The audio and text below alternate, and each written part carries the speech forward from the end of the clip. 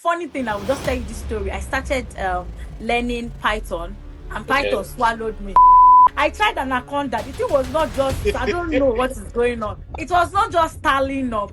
So I was like, okay, maybe tech is not really for me. Maybe it's just one of those things I'm not wired for. That's the kind of lies we try to tell ourselves. But over time, I've seen that.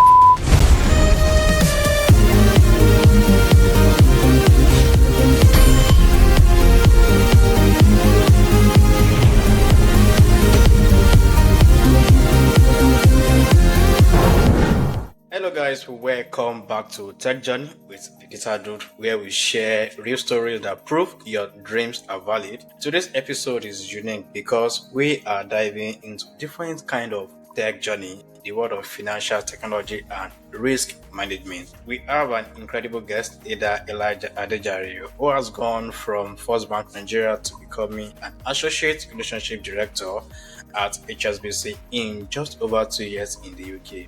So if you have ever wondered how to transition from African banking to UK financial services, or how to progress in your career without ignoring your existing experiences, or how to progress your career in the UK without being super active on LinkedIn, this episode is absolutely for you.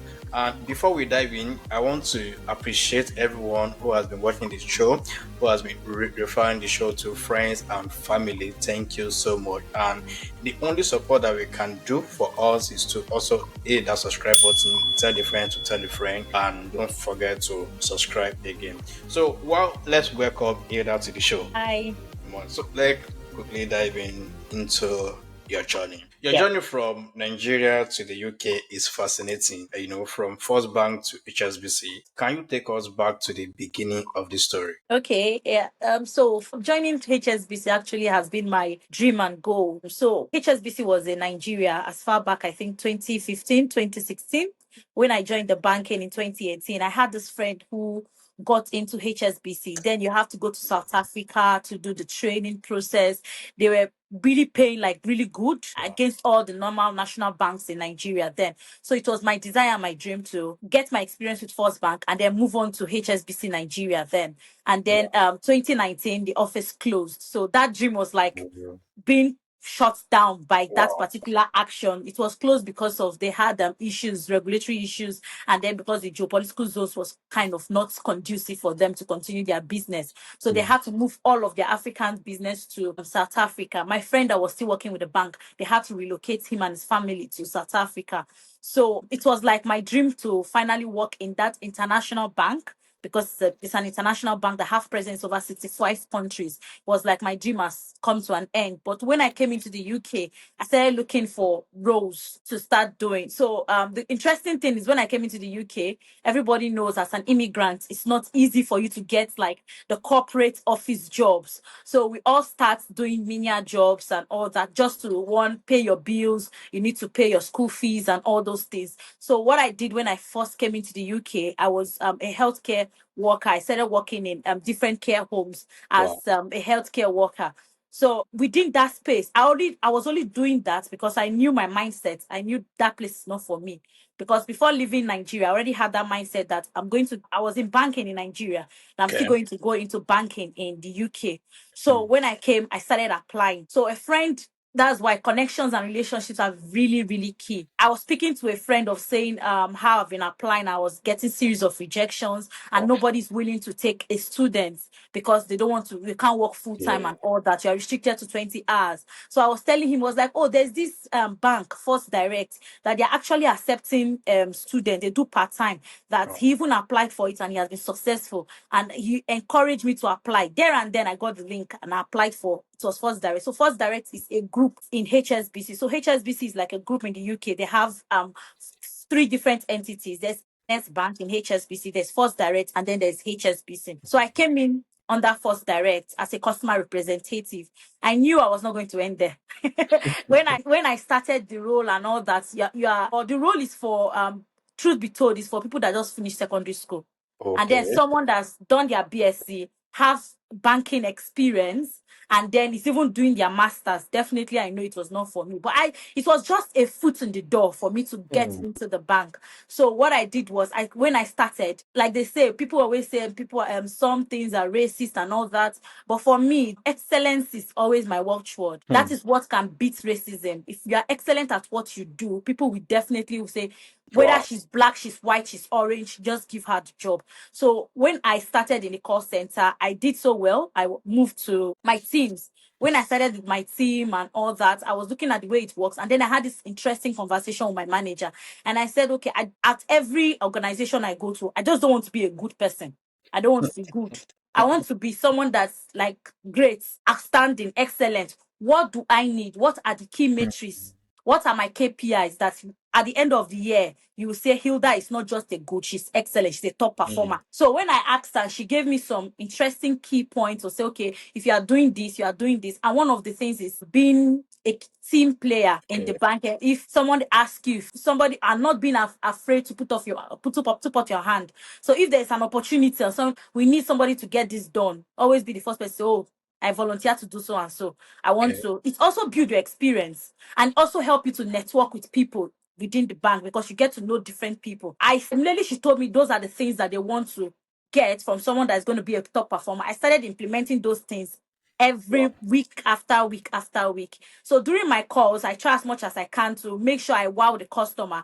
That at the end of the call, if you are listening to my calls, it's not just Hilda. You're speaking to Hilda. You're not speaking to an agent. I always put a personal touch to it. That Hmm. customers feel so easy to talk to me and all that. I excel so well in my team that anytime my team manager is leaving, she always say, "Oh, Hilda, we have boss sessions every week. I want you to handle the boss sessions while I'm away." If there's Wow. anyone that have issues, I was part-time. There are people that work full-time.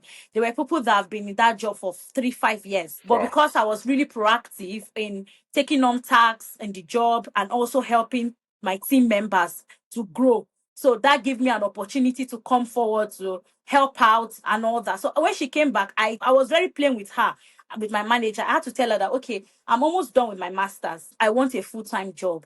Hmm. And I told her, I'm more qualified for this role. Like I'm doing a customer service. I'm overqualified for this role. And she said yes. That's what she will say is I should start applying, looking for opportunities within the bank. Okay. So I started looking at opportunities that anyone that aligns with what I want, with my skills and my experience, I Yeah. should go ahead and apply for it. But she also said before I apply, I should tell her, like give Hmm. her so if she can go through my CV, if there's anything she needs to do for me at the background before applying. Wow. So I applied, I saw a role, I applied. And then she told me, okay, you have the interview so days. Can we have like a one-to-one coaching for 1 hour where she gave me likely questions. So questions of, okay, can you tell me about yourself? I told her, she was like, oh, it's good, but we'll need to get you a great answer. This is what you're supposed to say if Hmm. you want to get a great answer. So you hit the scoreboard and you'll be the person that the hiring manager wants to work with. So Nice. she gave me like 7 questions. Out of that 7 questions, 5 of them came out. Like Wow. 5 of those questions came out. I'm like, oh, okay. So when I was just remembering my time with her, how so Yes, that yes, interview yes, I yes, aced yes. it.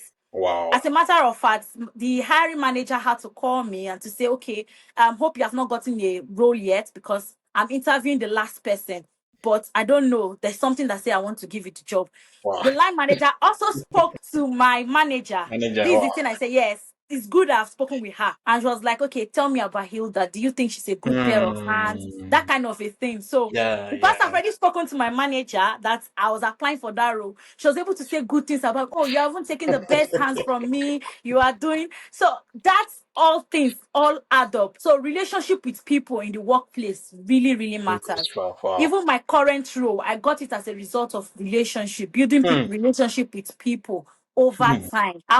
I'll be 3 years in HSBC, but I have a brand big network of people that are ready Wow. to support Wow. white, black, name it. Wow. Indians, Nigerians, Asians, British, they're always ready to help and support. So it's just having that honest conversation and telling Hmm. yourself the truth. And also, your career is your career. Nobody's going to do it for you. You have to Yeah. walk the walk. That is it. So Wow. that's my journey from Nigeria to the UK. Wow. And Wow. I'm really wow because I'm just you use the power of people, power of yeah, networking, and you got what you wanted. as soon as possible. Even Yeah. for the fact that you were able to work with them from part time, transition into full time. That was amazing. Congratulations to that. Thank you. I was even clapping for you. Like, yeah, thank you for that. So you told us about your experiences from Nigeria to UK. Now, can you tell us about your first job search in the UK and what surprised you most? The fact that because I don't know where to start from, that I have a degree, that I have a degree is not enough for me to get the job I want in the UK. I So the know. UK market is it's kind of crazy. They really value experience against your degree. So Hmm. you have to Hmm. show that you Hmm. have that wealth of experience. Hmm. So I kept applying for roles and roles and roles. I did so many applications. All were just bouncing back. Like I said, I had to come down to that customer service role, which is for people that just leave secondary school and they don't know what they want to do. So Hmm. I had to come down to that level to say, okay, let me get this role. It will take my foot into the door. At Hmm. least I won't be seen as an outsider. And with HSBC, there are a lot of opportunities that are being advertised internally before they go externally. So if I'm within the bank, definitely I'll have more opportunities than someone that is outside the bank. So I Sure. had to come down to that customer service level. That's my starting point. But I knew I was not going to stay there for long. I knew Hmm. it. That I was Hmm. not going to stay there for long. So the UK markets and in terms of employment and all, UK is a country that will really humble you if you come to this country. And you will hear stories of a lot of people. I've heard of people, PhD holders that come in and take cleaning job. Even the cleaning job, there was a time I was even looking for cleaning job and they were telling me that I don't have experience for cleaning. I'm like, for cleaning, what experience do you need for cleaning?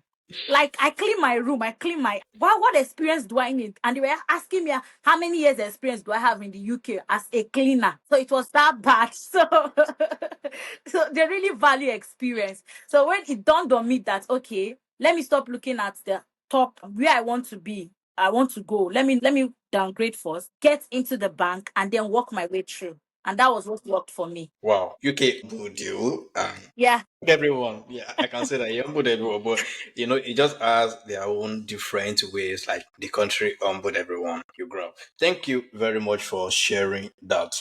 I'm curious to know how has technology influenced your career? Okay, you see, when I met you in Barclays, I don't know if you remember that night where I met you in Barclays. To my surprise, I think I can just remember now. You were like, I think Mr. Omotayo introduced you to me, right? Yes, yes. Can you imagine? I can't even remember. I couldn't remember again. Like, wow, wow, wow. Like, just now, like, okay. I think truly someone introduced you to me in Barclay. Wow. Sorry for that. I No, forgot. no, no, that's fine.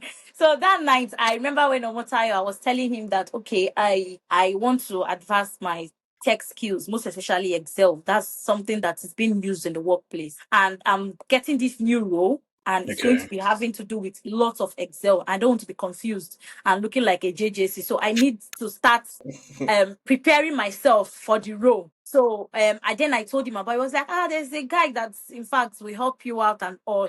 And then he introduced me to you that particular night. And then immediately I asked for your LinkedIn name and all that to connect with Wow. you. And then I asked you, can you please send me materials and Excel places where I could learn Excel and learn tech and all that. The truth is, tech is the new deal. If you are not, he said there's something that's coming to my head now is evolve or die. Yeah. So I use the example of BlackBerry and iPhone. You see, BlackBerry could not evolve the way iPhone evolved over Yeah. time. The same thing with Nokia. That's why they're out of business. So Yes. for you to remain relevant in this age and time, you need tech very well. You need it. You need it. It cannot be overemphasized. With the whole chat GBT coming up, with the whole AI coming up, you will see tech replacing a lot of jobs in the nearest future. And there are people that will be powering those tech. So you need to be on that side, unless you don't want to get a job in the nearest future. But that's it. But it's just about to evolve or die. That's it. I'm someone that doesn't really like. Okay, I started. Funny thing, I will just tell you this story. I started learning Python, and Python Okay. swallowed me. I started learning Python, and the thing was not just. I tried Anaconda. The thing was not just. I don't know what is going on. It was not just tallying up. So I was like, okay, maybe tech is not really for me. Maybe it's just one of those things I'm not wired for. That's the kind of lies we try to tell ourselves.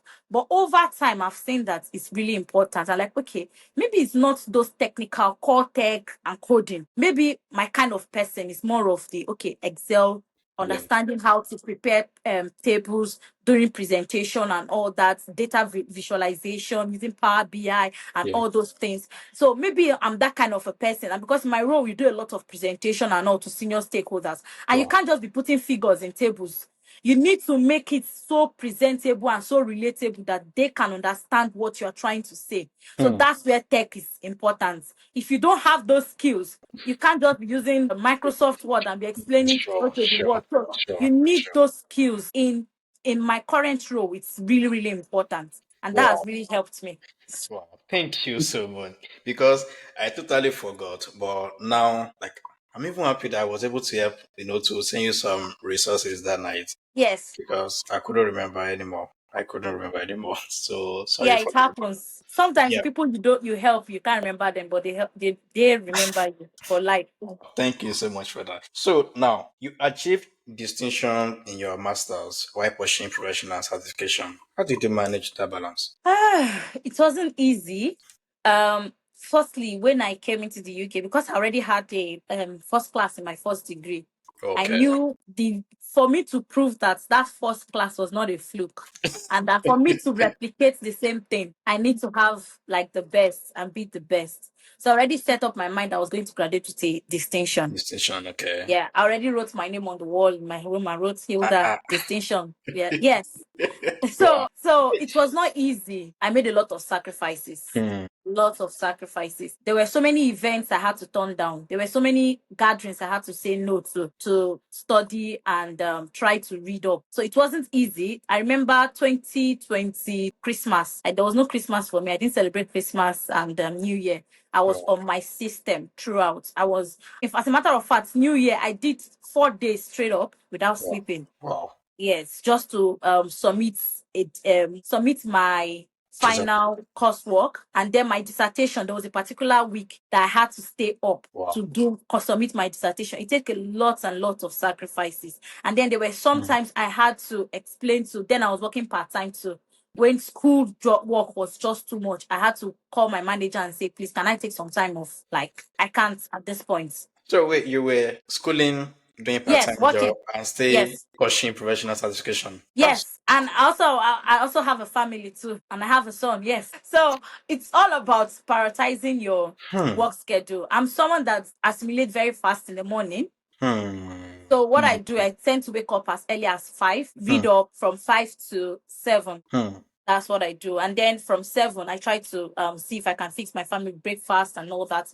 And then before I do, if I want to go to school or go to work. So I really have an early start. And those Wow. period, I was not sleeping for like 4 or 5 hours. That's what I sleep in a Wow. day. I don't Wow. really sleep long. It took a lot of sacrifices, most especially comparing schooling with working, then reading for my exams, also attending childcare. It Hmm. got to a point where during my dissertation, there was a particular week during my dissertation that it was a midterm. There was a midterm break as well. So my son was at home with me, and Hmm. I knew that both of us being at home, he will be disturbing me, distracting me. So what I did, I had to Yeah. register for my local library. So the local library Okay. there, they had a section for kids and they also had a section for adults. So I took him to the library. He will be able to do his thing, take his books, and then there were some librarians that usually come in during the day to engage some kids and all Student. that. There was a Okay. reading club and all. So he was so engaged in those things. And then I was just doing my dissertation. So Hmm. that really, really helped me too during those periods where I had to battle childcare and also reading. But all in all, I had to sacrifice a lot. Like I said, I had to turn down a lot of outgoings. Like, let's go to somewhere. I'm sorry, I can't go. I have this. I had to turn so many things down just to ensure that it's just for a time to come Hmm. out with that Hmm. particular distinction I Hmm. did. Wow, thank you so much. I'm really happy that you are sharing this because if anyone, see how you are fulfilling your career, fulfilling your dreams, they may, think that, okay, it's easier, No, it's not. But now that you are sharing it, people will get to know the struggles, the challenges, what you went through, and how you were able to sacrifice a lot of things to achieve some things. And your mindset also. Wow. Thank you so much. Thank you so much. So, what has been your biggest mindset shift since moving to the UK? from Nigeria? So coming into the UK, there are so many things you hear, a lot of people. So I will say this for people listening: be careful with who you take advice from. Hmm. Because people will always tell you there are no corporate jobs in the UK. When you come, you have to get sponsorship as a care worker. You have to Hmm. do some kind of jobs, and that's it. You need to sacrifice. I heard a lot of those stuffs when I came into the Hmm. country. But Hmm. because we have already put my mind straight up to say, no, that's not the job I'm going to set up. Wow. I'm going to set up for, and I'm going to stay on. So when we came into the UK, we came into the UK in February 13th, and I was able to attend some networking events held by my school, and my husband was able to land a corporate job in April. Wow. We Wow. came in February, and he was able to land a corporate job in April. Wow. So that was one of the shifts, because a lot of people said you have to be a care worker. That's what's going to give you your sponsorship. That's not that I'm saying there's anything bad in being a care worker or anything. No, there's nothing bad in it. Yeah. But for me, I know that is not for me. Okay. I'm a more of a professional. I'm a Hmm. career person. So don't get into that limiting beliefs of saying I can't get there, or they're not looking for my kind of person, or it's not possible for a black person to work in this kind of no, those kind of racist comments we tell ourselves, those kind of narratives we give ourselves. And sometimes we also even give our mind works in very good way. They even give us example. I say, oh, look at so and so that came, look at so and so person that came into the Hmm. UK. What is this person doing? And Wow. also the kind of circle you fill yourself with also influence the kind of information you You get. get wow. Because UK is more of information. If Hmm. you are in a circle where people believe that it's only a kind of job that you can get, then It's good. that's the kind Wow. of information you will You get. get. But if you're in a circle where you believe that, okay, even if I'm doing this job for now, it's just for now, Hmm. I know I can do better. So those are the kind of mindsets we need to start having. Before we left Nigeria, we already told ourselves we're not going to get a sponsorship for care. We got one Hmm. free, but I already Wow. knew where that was not what we were going to get. So luckily for us, we planned ourselves so well. After I finished paying school fees, we started thinking of sponsorship a year before our visa expired. Hmm. That's a mistake a lot of people do. Hmm. They start finding sponsorship when it's about 4 or 5 months to the Hmm. expiry. You start at least plan ahead. We started a year before, and it's the two of us that were finding. I was looking for, my husband was also looking for. Wow. He was the one that finally got the sponsorship that sponsored the whole family. We came Wow. in February. By December, I already got a sponsored job. Really? Yeah, Wow. he got a sponsored job. So the kind of things we tell ourselves also matters. Hmm. What kind of things we tell ourselves? What mindset are we building in ourselves? And then what kind of people Are you are we working with? giving license to talk to us to? Because Hmm. there are a lot of people that they are giving on those advices that are uncalled for. Wow. Wow. This will be a solution to many people out there watching this, listening Yeah. to this.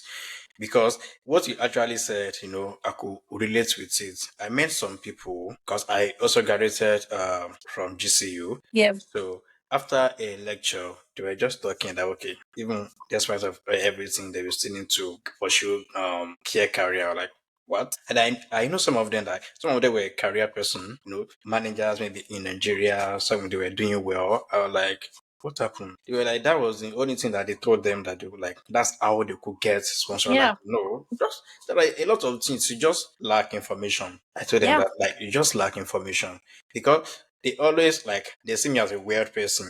In my MSc, I did international business management, but what people know me as a tech guy. They were like, "What are you doing here?"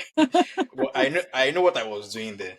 I know that, Yeah. okay, tech, I've been doing this since 2019. I can continue to do it. I can, continue to learn by myself, do things, push out content out there. But the business management aspect, I know, okay, I need to get into this UK culture, Yeah. the UK business, the international culture aspect. Like, okay, let me use that. But another thing that I did was that I divided my time into 50-50. 50% for my MSc, 50% on my career development. Yeah. You understand?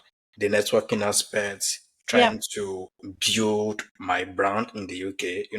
As a new person that when I came in, I didn't know anybody, but now I can call one or two people that okay, I need this, I need this, I need it. But that couldn't have happened by magic, just That's it. by attending event, speaking out, talking to people. And based on what you said, that people that you mingle with determines a lot. Your friends determines a lot. The kind of information you're exposed to Yeah. determines a lot. And we employ people watching this, don't limit yourself with the kind of circle you're in. If you know, okay, it's like the kind of people that you are working with are not in line with your dreams, just try find a way to network higher, find a way to find people that will, tell you what you want to become and tell you, okay, this are you can achieve this. People Yeah. that can give you the right mind orientation. Mindset. It will actually work very well. Thank you so much for that. So I'm curious about this thing personally.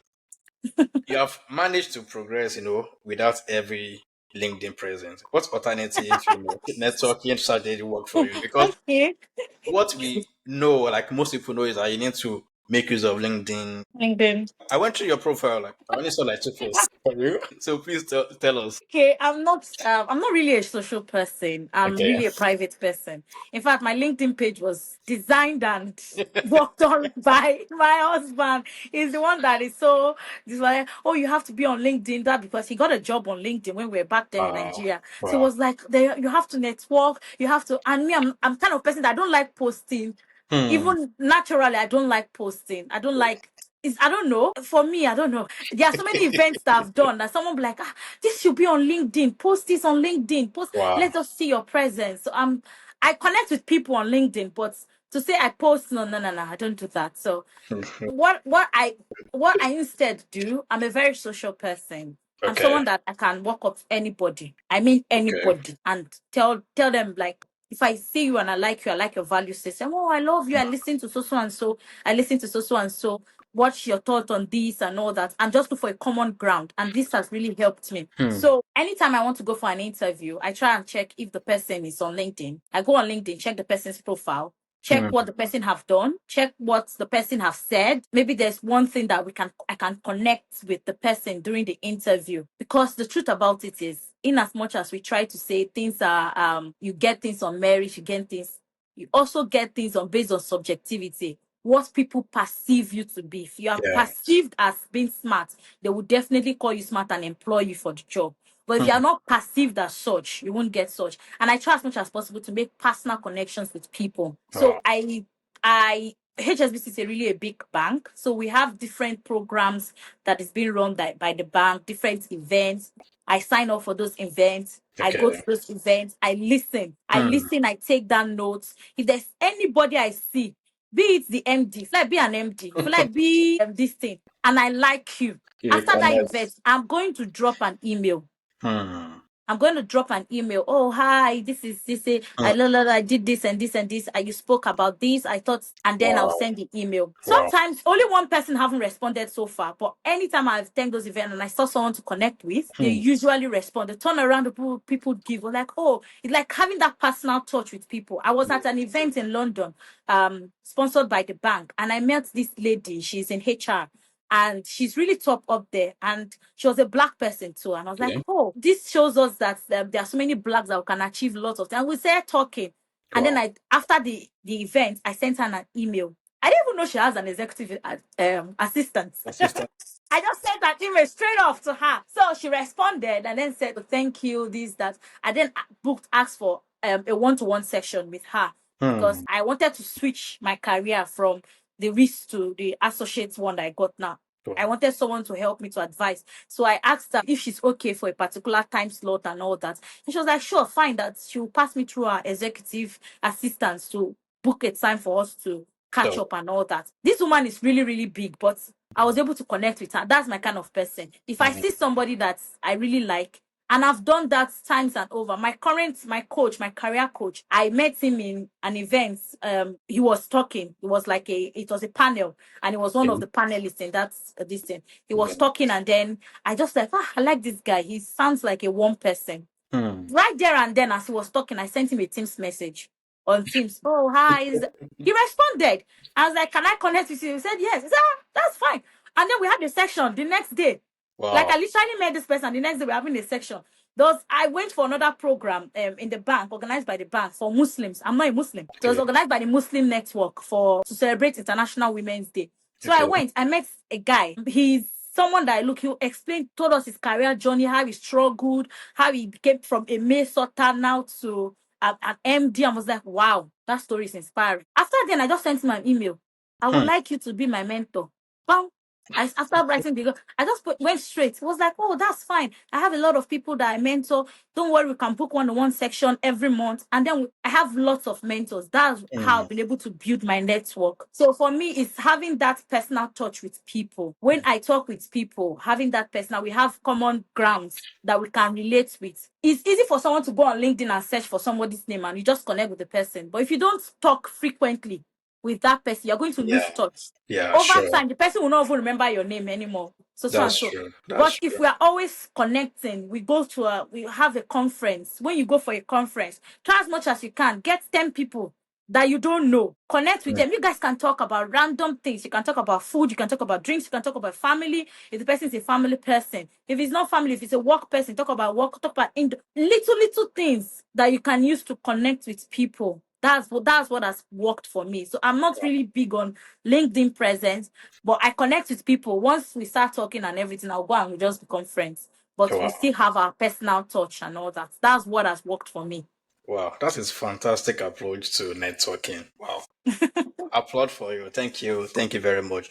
So what advice to wrap it up, what advice will you give your younger self? What advice will you give I would like to give my younger self? I would say first, not to be afraid Okay. to chase my dreams.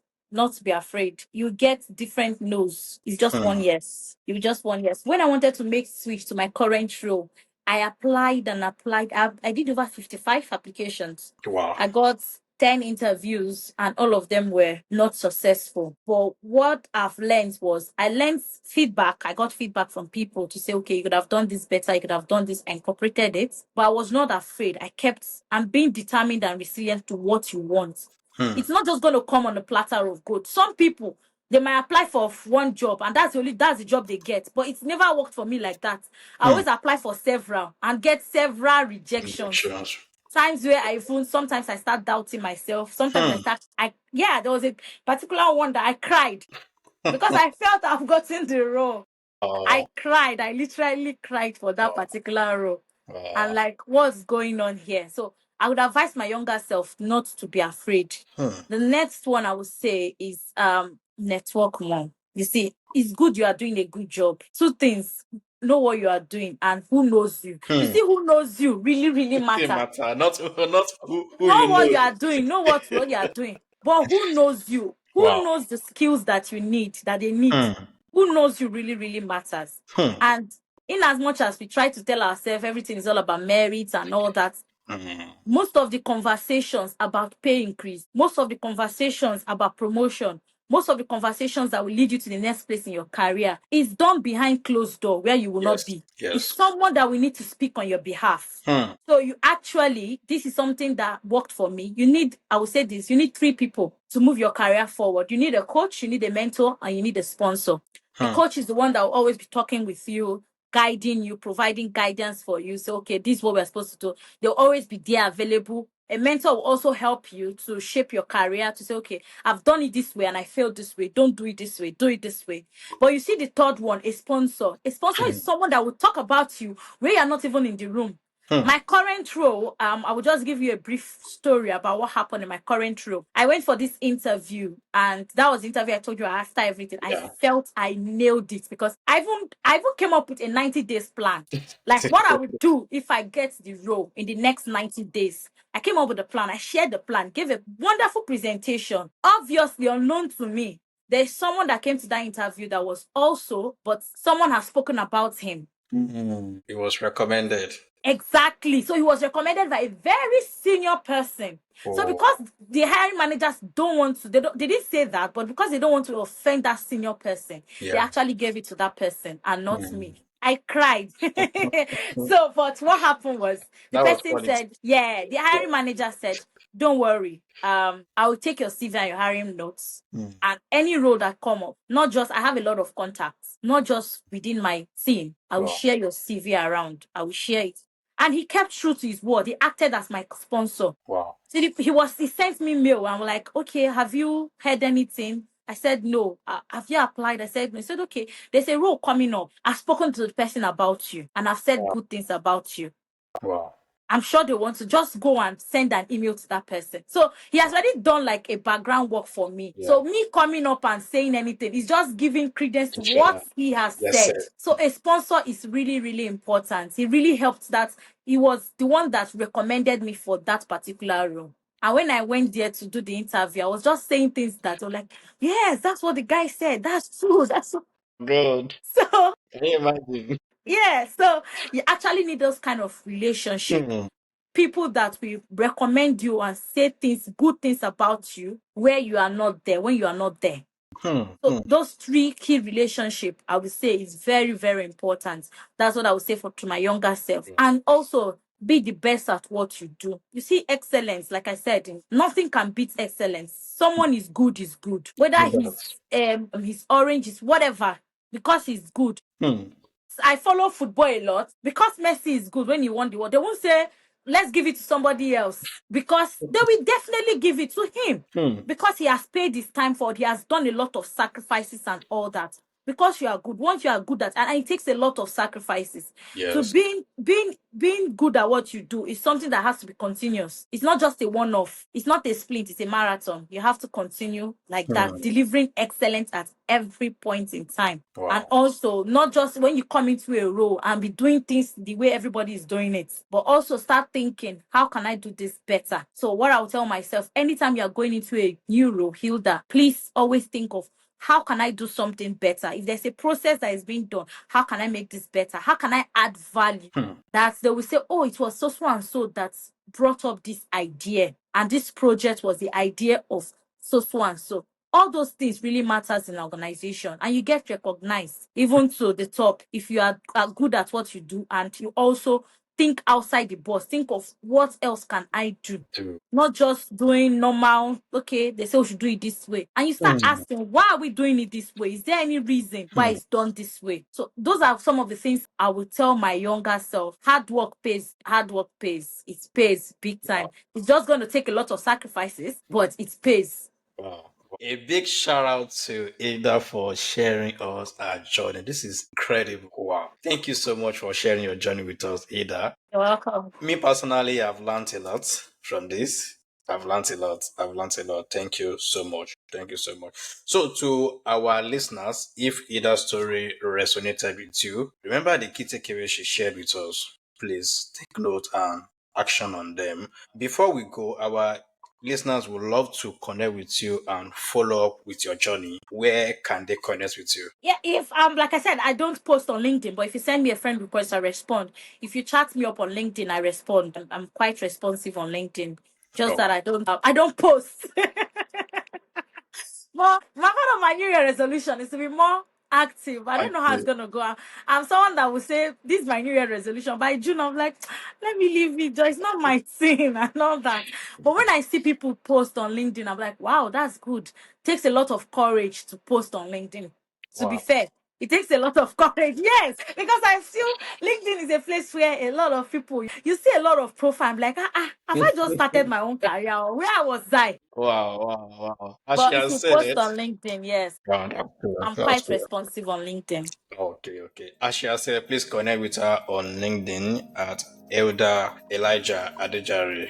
She will accept your connection, and please, there are a lot that you can learn from her. I'm very sure of that. Thank you for sharing that. So for more inspiring tech journeys and practical strategy like this, make sure you subscribe to our YouTube channel at DeDataDude. Follow us on TikTok at official DeDataDude, and also if you want to explore the solution we offer at the DeDataDude Hub, you will see the link in the description below. And remember, your dreams are valid with the right mindset, right strategy. Everything and anything is possible. This is the DeDataDude, and our guest for today is Ada. And until the next time, keep pushing, keep learning, keep growing, and keep living. Peace out.